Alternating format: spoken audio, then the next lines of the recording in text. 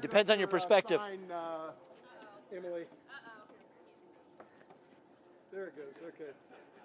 Well, yeah, I did screw up your sign. We can help you out. We got it. Oh, well. You'll fix that. We will. Go ahead and kiss off, Steve. There was one on the top, too. Yep, It slid down. All good. We got it. Okay, whatever works. I'm easy. It's pretty good. All right. And we got a good crowd. I like this rooftop up here. It's pretty nice. This is nice. We need to do more outdoor events. I like that. Exactly. Well, I want to thank everybody for coming. My name's Steve Stivers. I'm President and CEO of the Ohio Chamber of Commerce. The Ohio Chamber of Commerce's mission is to aggressively champion free enterprise economic growth for the benefit of all Ohioans. And part of that is what you're part of, which is the Ohio Chamber Action Network. Our goal is to get about 500 people to be part of the Action Network. Most chamber members are businesses, but about a year ago, well, 6 months ago, we decided to start recruiting people because we need people that buy into free enterprise and the free market system, and that markets lift people up. You've all agreed to be part of the Action Network. We appreciate it. Some of you are base members, others are VIP members. If you, but where's Emily, by the way? Where'd you run off to, Emily? Okay, Emily and Adam, if you see Emily, Adam, or if you're with the Ohio Chamber, raise your hand. Anybody that is a chamber staff member, you can see any of them, and they will connect you with Emily or Adam. If you want to increase your membership to the VIP level of membership, which is only $100, we will send you Vivek's new book called Truths that comes out next Tuesday, a week from today. And it's a great book. It talks about the future. I bought the Audible version, so at least he'd read part of it to me. But we'll send you the hard copy version. So I just wanted all of you to know the Action Network is around to defend free markets, and we need all of you in it because free markets are under attack right now in Ohio and across the country and across the world. Vivek Ramaswamy is the only guy out there that's vocally defending free markets. And that's why I'm so excited to have him here today. He grew up in Cincinnati, went to St. X High School. When you go to Cincinnati and people ask you where you went to school, they don't want to know where you went to college. They want to know where you went to high school because they want to know what box to put you in, right, Mark Giese? They want to know if you went to St. X or if you went to Moeller or if you went to Elder on the west side. They want to know what box to put you in. So I'll just tell you, he went to St. X. He lives in Upper Arlington now. His wife, Apurva, did I say Apurva, yeah, you got it. Apurva is a surgeon at Ohio State at the James. She helps people cure cancer. She's a throat surgeon. He has his 2 children that live here with him. We are so excited to have him in Columbus. He's a best-selling author. More important, he's a serial entrepreneur. He's made money with free markets because free markets work. And smart people can lift themselves and a lot of other people out of poverty with free markets. So he is a former presidential candidate in 2024. And the biggest mistake I've made in my political career, I've had a long political career, is earlier this year, late last year, some friends said, hey, you really need to get involved in Vivek's presidential campaign. And I was like, well, he's running against basically a sitting president. I don't know how that works and how you make your mark in that and how you move from nobody being able to pronounce your name to, relevancy. But he did that in like 6 weeks. And he's made himself a force for America since then. He's active on social media. He is active in the press. You see his name. And he's active in a way that inspires hope. Did anybody see the Reagan movie yet? Like, he's the only Reagan-esque figure in American politics today that's talking about hope, growth, and opportunity. I love that. I mean, when I was in middle school, Ronald Reagan got me interested in politics, so it's great to see a Reagan-esque figure. And I want to introduce all of you, if you don't know him already, to Vivek Ramaswamy. Thanks for being here. Thank you. Thank you, Steve. Thank you, guys. You want to say a few words before we get into... Yeah, no, I'm first of all, it's great to be here close to home. I'm traveling the country, but this was a 20-minute drive to be with all of you, and it feels like Feels like we're talking to the home team here. I'll tell you why I ran for president the first time around. That's good. It's good. It's windy up here on the roof, you know. But the winds are Winds violent in the change. country. The winds of change are coming. So let's hope for that at least. We do. I ran for president because for all of the issues we might have to focus on, you could talk about the economy, we could talk about the border, we could talk about the abandonment of free market capitalism, frankly, in both political parties, which is what we can come to in a little bit. I ran for president because I think we're in the middle of an identity crisis as a country. And I became last year when you spurned the opportunity to get involved. But I appreciated that. That was nice. That was a nice introduction and flattering introduction, Steve. I became the youngest person ever to run for U.S. president as a Republican. And I did it because especially I think that my generation right now is lost. I think we're lost as a country, but especially young people right now have lost their sense of national pride, their sense of who we are as actually Americans. And I think that void, that black hole, that runs deeper than our economic problems. It runs deeper than our foreign policy issues. It runs deeper than our border crisis. I think all of these things are symptoms of that deeper void of purpose and meaning in our country. And I think the conservative movement in particular, it's easy to criticize the left. I do a lot of that. You can turn on Fox News in the evening and, you know, I'm there on some nights. You know, I've done that in my books. That's easy to do. But I think it's a lot harder to ask ourselves who we really are as conservatives and as Americans. And I think the trap we risk falling into, I think we risk falling into that trap in the next 50 days, is that we obsess over the other side's shenanigans without answering the question of who we are and what we actually stand for. And in many ways, that's the subject of not only my new book, but I hope it is how we're able to have not just another illusory red wave that never came, like in 2022, but a revival of who we are as a country. And, you know, I do think that we live in a moment of national decline. President Trump said it on the debate stage in Philadelphia a few weeks ago, but I think that's true, but I'm also somebody who believes that it doesn't have to stay that way, that we don't have to be this nation in decline, but that we can be a nation in our ascent.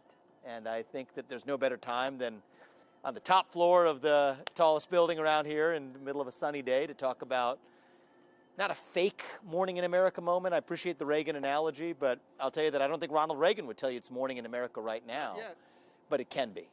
I truly believe that. And I think it's going to be because of the hard work of people like those of us gathered here today and people across this country who are hungry to revive our country. And I'm excited to play my small role in making that happen. So with that, Steve, I know you wanted to have a conversation that was wide-ranging, and I'm excited to take some questions from you all as well. Let's talk about your new book, Truths. You know, you've been a vocal advocate for free markets. One of your truths in the book, one of your 10 truths, is that free markets can lift people out of poverty. Can you talk a little bit about that and how it's well, you did you gave the PG version, free market. I use the C word, capitalism. I'm going to say, okay. So capitalism. That's not a bad word to me. Yeah, I'm good with capitalism. So, you know, it's being challenged in today's political and economic climate. What should these business leaders and supporters of free markets and capitalism be doing to help support it and support what you're doing to make sure people understand that capitalism is a solution, not a problem? First is don't apologize, actually. Stop apologizing for success. Stop apologizing for who you are. America was built on success and the pursuit of excellence. And I think we live in this moment where whether you're the best kid in the class in second grade or 11th grade, you have to hide your excellence. The same thing goes for people who succeed in capitalism, that somehow you have to put three-letter acronyms, you know, ESG, DEI, CSR, whatever your favorite one is, to apologize and flog yourself for actually success that is only created through capitalism by providing something that somebody else needs at a lower cost than they're willing to actually pay for it, which is the value that it has to them. It's a fundamentally other-regarding system that we've created in free market capitalism in the United States of America. I'm not somebody who's a blithe internationalist about it. I think that we got to be careful to make sure that we don't depend on China for our military industrial base or even our pharmaceutical supply chain. I don't think that we should be able to depend on an adversary to provide our own military resources. That doesn't make any sense. Friedrich von Hayek, by the way, didn't think it made sense either, if you have a careful reading of The Road to Serfdom. But the base principle that this country was built on, certainly among them, is the idea of merit and meritocracy. I sometimes say this, and I got a question on a college campus I visited, which is actually a very good question, better than many questions I get from the press, which was a simple, hard-hitting question. He said, well, you use the word merit, but what does it actually mean? What is meritocracy? And I don't think he was asking it in a gotcha kind of way. I think he was asking in a very earnest way as a young person. He wants to succeed. He said, well, tell me what meritocracy is. And I had to think about it for a second. But I think the way I would define it, at least, is a meritocracy is a system in which, first of all, it's one that acknowledges that not everybody has the same God-given talents. That doesn't have to be a hard truth. It is a truth. I think it can be a beautiful truth.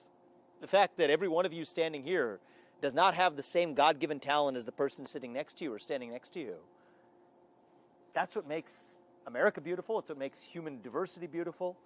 So that's a reality. A meritocracy acknowledges that, but says that whatever your God-given talents are, you're able to make the maximum of your God-given potential without anybody or any system or any government standing in your way. That's meritocracy. That's what the United States of America was founded on. And I think right now we have this new assault on excellence, this culture that has domesticated that inner animal spirit at the heart of the American soul. It has been domesticated, tamed, whipped into submission, telling you to shut up, sit down, apologize for who you are and your success. And that inner animal, it has leapt oceans to lift up places like China, while their culture of Maoist victimhood has come all the way back over here to hold us down. And so my own view is when we rallied behind the cry to make America great again, we didn't just hunger for one election. We hungered for actually the unapologetic pursuit of excellence in the United States of America. That's what made America great the first time, and that's how we're going to make America great again. And our system of free market capitalism is the way we actualize that in America. And I say this as not some sort of blithe academic exercise. I'm a living embodiment of it, and I'm proud of that. My parents came to this country with no money 40 years ago, and in a single generation, I've founded multiple multi-billion-dollar companies. I did it while marrying my wife, Apurva. She is a cancer surgeon here. I was actually happy to meet a few of you on your way in who apparently she's been able to take care of some of your family members, which I'm grateful for her living her version of the American dream. It's not always about green pieces of paper. She'll tell you that in the field of medicine she's in right now. But I think that there's more to the spirit of capitalism than just the accumulation of wealth. It's the actualization of your purpose and who you are. And I think I also speak for all of us in this room when I bring it back to say the inheritance we want to give our kids. I certainly speak for my family when I say this. The inheritance I want to give my two sons who, sent me off before I came here isn't a bunch of green pieces of paper alone. It's a country greater than the one that Apurva and I grew up in. And I used to say that it was this, I want to grow up in the same country we grew up in, one where we could speak our mind openly and get ahead through our hard work. But I actually don't say it that way anymore. I don't want to grow up in the same country we grew up in. I want to grow up in a country greater than the one we grew up in. And so, I put myself in the camp of, we say make America great again. I'm in the camp of taking that to the next level. We want to make America greater. We want to make America greater than we have ever been. America, for all of our failures, we are great, actually. It's still the greatest country known to mankind, and that's why when they try to open up the border, the flows go in one direction rather than the other. It tells you something about the greatness of this country. We're not going to remain great if we leave it that way, but I want us to be ambitious, to not only revive the America we knew and grew up in, but to make that America greater than we have ever been. And that's what I want to see around not just the next step in the progression of the Republican Party, but the next step in the progression of our country. And I think it's possible. That's great. Thank you. Thank you. So you've advocated for national libertarianism as opposed to national protectionism. You want to dismantle the regulatory state, not just reshape it. Can you talk about why that's important and why that's a path to stronger economic growth for the future?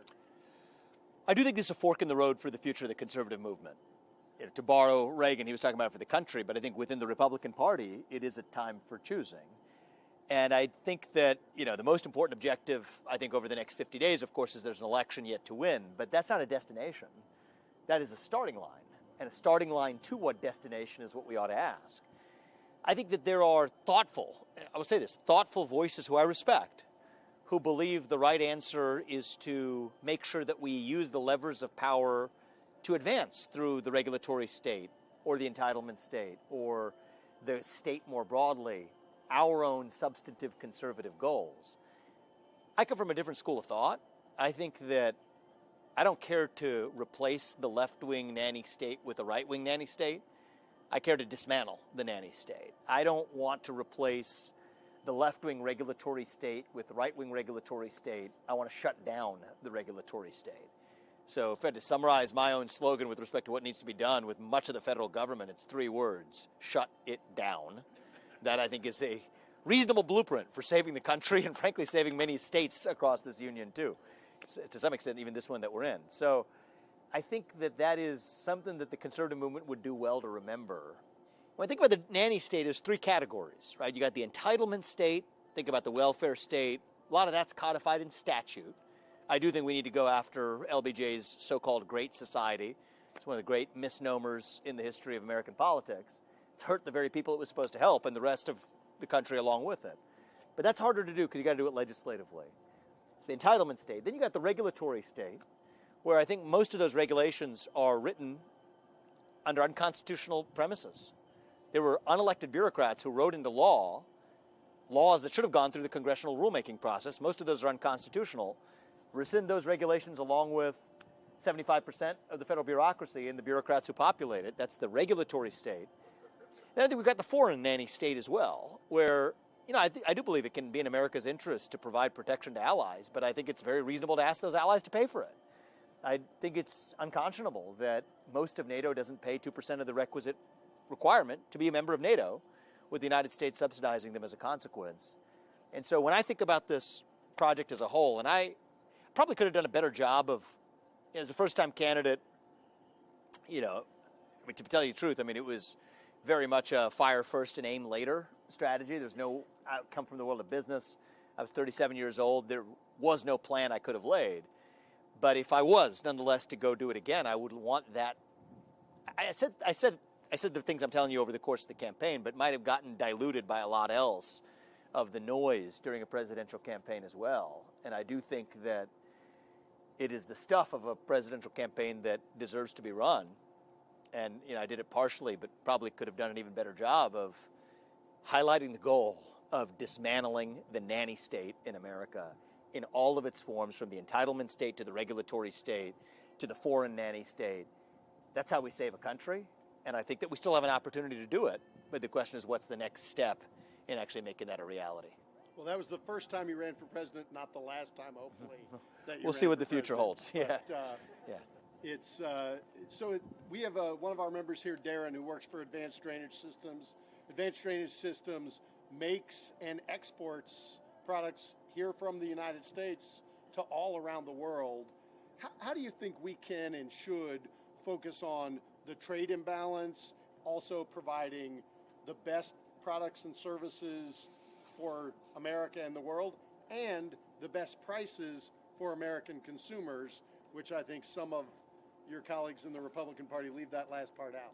So, Advanced Drainage, is someone here from Advanced Drainage Systems? Here somewhere. Is he? Yeah, yep, that's good. I was going to tell him, we need to get them, we need to utilize some advanced drainage systems in the federal government. So I think that that's the first thing that comes to mind is at the federal government and all 50 states, if we're being honest with it, we have some significant draining to do. Yes, but on the exactly. Yeah. But after that plumbing system is taken care of, how do we think about this question of industrial policy or trade policy versus cost management, which is a gentle way of putting what the effects are of protectionism? So here's my view. I think the best policies to support American manufacturers are those that make sure our own government is not causing those manufacturers to be less competitive here in the United States. It comes back to shutting down the regulatory state. The reason I favor a shut-it-down vision for the future of the country and the conservative movement is not because I think that's a more important objective than standing for American workers and manufacturers. I think that is how you stand for American workers and manufacturers, actually. So when you think about the asymmetric climate change emissions caps applied to American companies, Scope 3 emissions targets, what does Scope 3 mean? It applies not just to the person emitting supposedly the carbon, but every person in their value chain or their supply chain or their customer chain. That's insane. It effectively is a backdoor mechanism to serve as a wet blanket on the entire U.S. economy. Yet even the very, let's just take even through the private sector, talk about apologist capitalism, the very asset managers who are taking government money from CalPERS in New York to vote for that at American companies in their boardrooms, companies like Chevron that have been forced to adopt Scope 3 emissions caps, are shareholders of PetroChina where they're not doing the same thing over there. That's unconscionable, all in the name of solving, last time I checked, it was called global warming, which is a whole separate discussion we can have, but I think much of this agenda itself is predicated on false premises. Not the premise that global surface temperatures are going up, they appear to be, but that on net is a negative effect for humanity is far from a proven idea. To the contrary, there are arguable positive effects. Not only arguable, unarguable, indisputable positive effects that's had on humanity. And yet here we are flogging ourselves while the rest of the world, is China in particular, laughing at us. So what's the best way to make American manufacturing more competitive? Strip the regulatory state that's hurting American businesses, telling them who they can and can't hire, have to be monitored by countless three-letter agencies for the racial or gender composition of their workforces, now sexual orientation on the list, of their boards of directors or their executive ranks, rather than meritocracy, where the best person gets the job regardless of their attributes. And by the way, one where they're unshackled by unnecessary regulations in the name of climate or otherwise that aren't applying to their counterparts in places like China or India. And so I think, and China in particular, is I think the real threat that we face. So I think that's the way we do it, not through the recreation of a new nanny state. I don't think we need a nanny state looking after corporate interests, because that's a formula for corruption. I think that's a formula for capture. It's a formula for incumbents, increasing the barriers to entry for competition. Let's go to old school. And when I say I'm a supporter of capitalism, I'm not some sort of, favoring some sort of nouveau crony capitalism, where the people who are running mega large companies today lobby for regulations that stop incumbents from entering the market. That's not capitalism. That's a new form of cronyism. Right. So I'm not a fan of this type of linkage between the new mercantilism. I want the real thing, actually. Yeah. And I think that's how we made America great the first time, and I think it's how we're going to make America great again. That's great.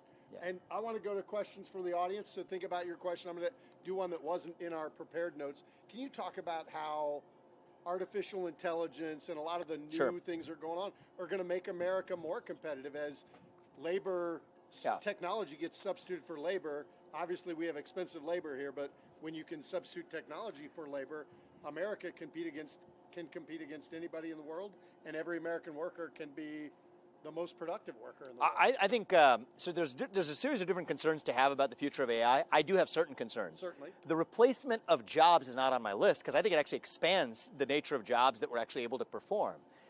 So this is less wearing a policy hat, but more from a business hat or an investor hat or whatever you want to call it. I think that there's a asymmetry in capital deployment right now towards creating new algorithms. I mean, there's talk about OpenAI doing $1 trillion financing round. It's unheard of in the private sector. But that much capital is willing to go in to fund innovation. That's great. But we have a deficit of capital going into funding the utilization of AI as applied. So on the application side versus the origination side, I think we're seeing less investment so far in application. That actually increases the scope and surface area of jobs that are actually available in medicine, in education, in administration of small businesses and large businesses alike. So I think that the concern about AI replacing jobs is actually overblown. To the contrary, not only is that an overblown concern, it's a misplaced concern because I think that we're missing out on opportunities to create new jobs that we're not creating, perhaps through some underinvestment in the application side of AI that we're missing. The set of concerns I do have are separate, which relate to the interface between AI and children. Sure. The ability to exploit, algorithms that are able to exploit consumer buying decisions at a much ever earlier age. I think there is reasonable room to say that even in a free market, I believe kids are not the same as adults. So kids are free to make decisions at the age of 18 that they're not free to make at the age of 13 or 14. And so I am perfectly open, for example, to limitations on social media usage on kids under the age of 14 or 15 years old. I don't think it's a violation of capitalist principles because children aren't fully formed free agents even in a free market. that we presume. And so I think we've got to be in a position to be able to draw some of those distinctions. And I think even when we think about liability distribution, I don't want some central government body telling you what algorithm you can or can't develop. The Biden executive order, I think, for those of you who are aware of it, I think missed the mark entirely by defining the levers, the zones of concern based on computing power. I think it's far too broad of a stroke to just sort of say they've taken care of AI by what?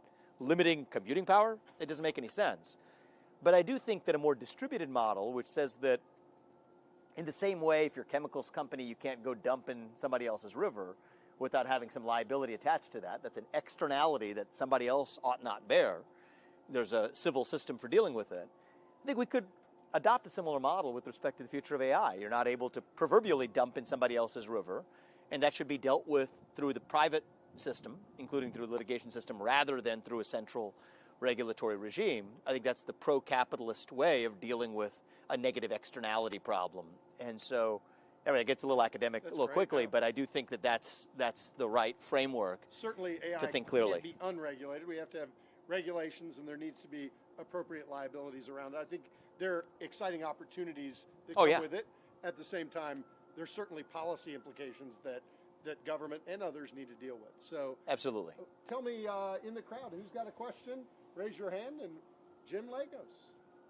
Thank you for coming. We really appreciate everything you're doing for economic reality in this country. Jim Lagos from Springfield. Yes, that's Springfield. We have immigration is an excellent issue for the Republican Party to run on in November, but we got to focus it, okay? For example, the real issue in Springfield is not dogs, cats, and geese. The real issue is we had a population in 2020, 58,000 people. We added now 15,000 extra people. It's a 25% increase. Yep. That's like New York City, call it 7 million in New York City, adding 1.75 million, 1,750,000 people, okay? And they were raising, their mayor was screaming because they added 50,000 immigrants at one time, okay? The cost, what we got to emphasize is the cost. I talked to the CEO of our hospital. We have a beautiful brand new hospital, it's not all that new, 10 years old, in Springfield. My wife and I have been working with them for the past 20 years, the Hospital and Oncology Center. The cost to Little Springfield alone, just in translation services for the hospital, from last year went up $1.1 million. It went up $1.1 million. The cost to we have a beautiful birthing center. My two beautiful grandchildren born there. Wonderful birthing center. You don't make money on birthing center, but they're losing an extra $1 million a year because of the birthing center, because quite frankly, the patients that come from Haiti have not had prenatal care like everybody else has. We went from 160 Haitian patients in the emergency room in 2021 to 4,000 this year. Again, you're talking about millions of dollars, so we got to quantify for people in reality what that's costing. Our Springfield City school system, my grandchildren go there. We got to quantify what the translators and what it's doing. We're beating up our teachers, the business community is beating up the school board and the administrators to get the test scores up. You know, and we got to push to do that. A tremendous pressure on the teachers, but then they get this extra burden, and that totally discombobulates everything. All kinds of other things. We have something called the Rocking Horse Center, which is a private clinic that a lot of us donate money to. Again, they're having enormous cost increases, and that doesn't even get into traffic, problems that we're having, because everybody comes over has never had a driver's education course like we did when we turned 16 years old. So I think if we emphasize the dollars, the actual dollars to a community like Springfield, and why was the federal government so chaotic? And if I could say one thing about the immigration policy of the Biden-Harris administration is total chaos, just like the chaos when we withdrew from Afghanistan, it's a similar type of chaos. We should have had some kind of notice in Springfield somebody was coming. No local government official, I know all of them, none of them were contacted, and it just happened, and everybody's at everybody's throats now because they say, what happened, why didn't you know, and so forth. Yeah. So that's how we have to sharpen our focus. It's going to be a tremendous winning issue in November, I think. So I agree with you. Thank you, Jim, for sharing your background. I actually spent a lot of time in Springfield growing up as a kid as well. We would play tennis at Wittenberg University. I grew up in Cincinnati. We live in Columbus. Springfield smack dab in the middle. We've got family still there. Here's my view. You've got about upwards of 70,000 people or whatnot in Springfield, including the migrants who have been dumped there. I don't blame any of them. Not the Haitians, not the people who were born and raised in Springfield for what's going on. Many of us, if we were in the same position in Haiti, somebody's offering a flight to come into the country, some country in the United States, call it temporary or not, probably most of us would do the same thing. But I do blame the failed federal policies that had complete and total disregard for the predictable consequence of what they're going to do. And I do think this is a bit of a divide and conquer strategy. I don't think that I'm not being hyperbolic here when I say some of this has an intentionality to it. You know you're going to get a reactionary response if you take 20,000 people from a country where people don't speak the language, they're not unable to follow the traffic laws, they're going to strain the social service system, strain the hospitals, strain the schools, and you put them in a city of 50,000, it's equivalent to 2 million people coming to New York City. It's just not going to work, and it's going to have a reactionary response, and you can't say the reaction is what's divisive. What was divisive was the policy in the first place. And I do think this is frustrating to me because I think it is a repeated pattern of what we see from the left. It's a divide and conquer strategy where, same thing with respect to racial group quota systems or affirmative action. I actually do think we're seeing somewhat of an uptick in anti-black and anti-minority racism because there's no better way to fuel racism in the country than to take something else away from somebody else on the basis of their skin color, which is exactly what the affirmative action DEI group quota regime has done. So whether it's in the area of immigration policy, you know you're going to get that reactionary response. Same thing with respect to so-called anti-racist policy. We need to, I agree with you, understand the root cause of that problem, which is actually the failed federal policies in the first place. And in order to fix it, we're going to have to be able to articulate that in as clear and civil and humane a manner to the people of this country as possible. And so, for my part, I give you my word. I'm going to do my best on that. In the next 50 days, I'm going to go to Springfield hopefully later this week. Obviously, it was a chaotic day yesterday in the country. The second assassination attempt, we can't normalize that type of political violence in America. And yet people are already glazing their eyes over and moving on.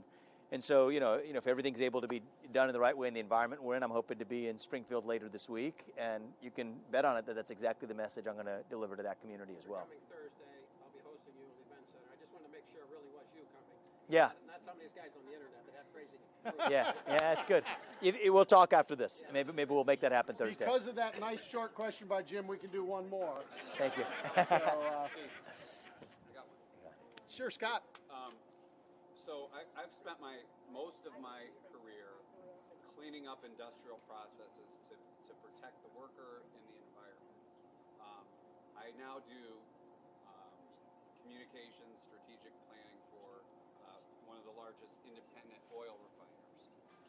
And my biggest frustration is that we've taken something that the world should be concerned about, energy, and made it a political issue. And we're making the problem worse because we're pursuing policies to shut down the refining industry and the energy industry. That's going to be a crisis. When you see what the energy auction prices are going to, it's already happening. People are scrambling. It's going to be such a disadvantage to the rest of the world to produce anything here. Yep. We're outsourcing our environmental guilt to countries that actually make it less cleanly than we do.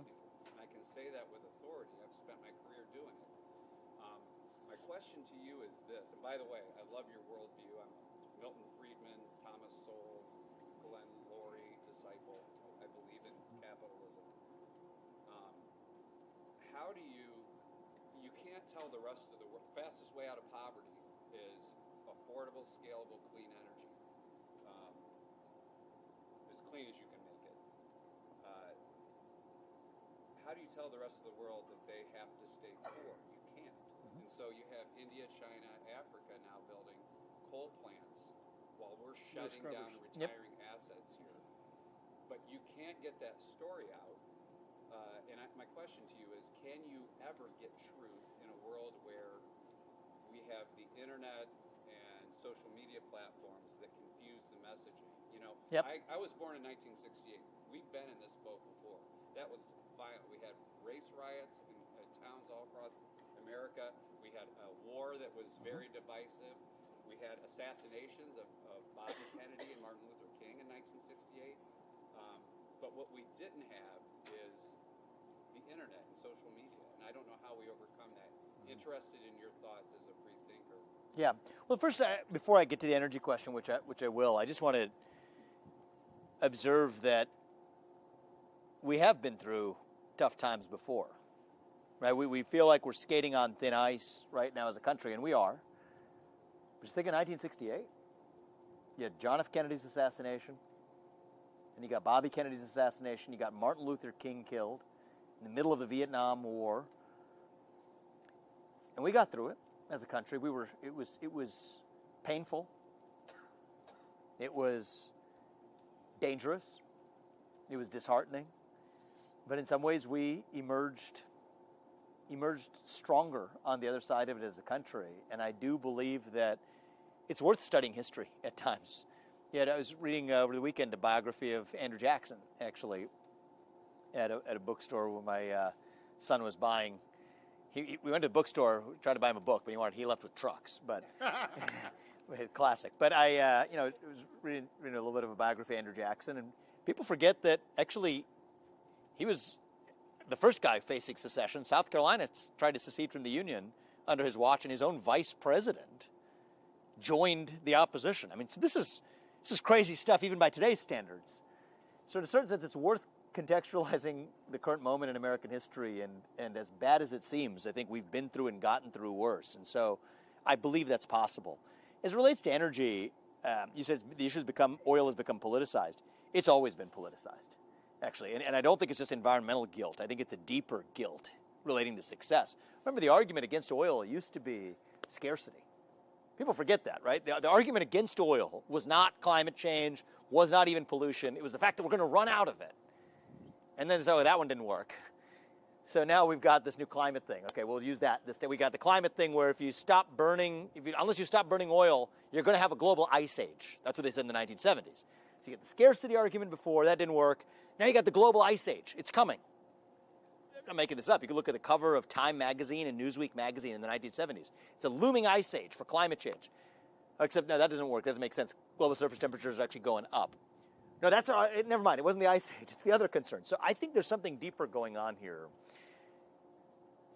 which goes back to where we started, actually. There's a deeper human hunger for purpose. Right? You lose faith in God, you're going to believe in a new one instead. That's what the climate religion has become. I think I'm like you, an environmentalist. I believe in the importance of clean air and clean water and even the preservation of our national parks in the United States. That's different from believing that we're contributing to an existential threat to mankind that I don't believe actually exists as an existential threat to mankind. So what does it mean to actually stand for human prosperity? Right? The right question we should ask is, what's best for human beings, actually, all things considered? Well, we don't want to burn off the planet, but the reality is 8 times as many people die of cold temperatures as warm ones every year. The Earth is more covered by green surface area today than it was a century ago because carbon dioxide is plant food, and plants actually have tended to grow. We've seen a reforestation over the last 50 years. So when I was in grade school, we worried about deforestation. You don't hear about that anymore because the Earth is actually more covered by green surface area today because carbon dioxide is plant food. So there's a predictable carbon sink that actually has an equilibrating mechanism that we should find encouraging. The right answer to energy policy is one that provides abundant, plentiful, reliable is a key part of this, access to energy around the world and in the United States, and that's unavoidable reality that fossil fuels are going to be a part of that. You brought up the issue of coal. So the United States burned less coal last year than it ever has in any point in its history, and the rest of the world burned more coal than it ever has in any other year in human history. What's that? And dirtier coal. The irony of that, right? And so, you're seeing American innovation. This gets into a separate discussion we don't need to have here, although we could. You think about natural gas as a feedstock for producing ammonia. There's good experiments coming out of Japan that would co-fire coal plants with ammonia, which is actually a great source of American production where we can actually make America a net exporter of natural gas-derived ammonia in the same way that we have from natural gas itself. And I say that not because we need to bend the knee to some climate cult, but because it's an opportunity for other countries that are shutting down coal plants to do so on the back of American feedstock. The long story short, though, is we need to regard our energy security as a core part of our national security and economic security. And that means more, not less, drilling, fracking, burning coal, and embracing nuclear energy. And I do think it should be an irony that the very people who are most opposed to fossil fuels are also the ones who are most opposed to nuclear energy, which is the greatest form of carbon-free energy production known to mankind. which gets back to why. Why is it? So we have this innate need to flog ourselves. It's like religious traditions around the world for a long time have engaged in the need to wear a hair shirt or to flog yourself before God. But when you stop believing in God, you start to believe in new false idols instead. And I think that's what's going on with this climate religion. And we're not going to fix it just through the policy. Yes, that's an important part of it. We've got to get the right policies. But we'll close on this is, I think the way we're going to solve it is to fill that vacuum in the heart of a generation that is hungering to be part of something bigger than themselves. And yet we can't even answer what it means to be an American. I think that's the void that it's up to us, as not just as conservatives, but as Americans, to actually fill that void with the real thing. That's how we dilute the poison to irrelevance. We have less than 16% of Gen Z says they're even proud to be an American today. That's translated to a 25% deficit in the U.S. military. And I think we have to think big about ways that we're going to revive that civic pride in the country. I think in every state, Ohio included, across the country, I think every high school senior who graduates from high school should at minimum have to pass the same civics test that every legal immigrant has to pass in order to become a voting citizen of this country. I just don't think that's too much to ask of ourselves. And, America was built on ambition. It was built on the pursuit of excellence. I think we need to ask more of ourselves, of our neighbors, of our children, and of our country.